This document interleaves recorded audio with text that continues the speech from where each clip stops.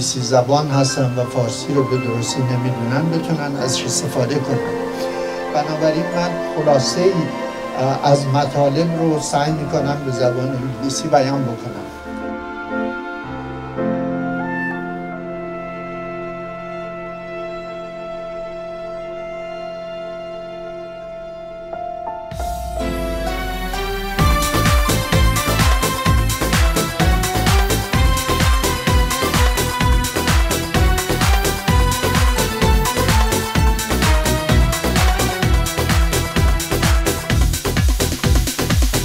میخوام امشب تنها باشم، توی خواب و رویا باشم.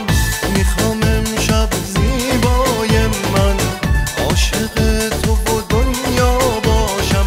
ببین که غرق آتشم، از عشق تو چه میکشم. وای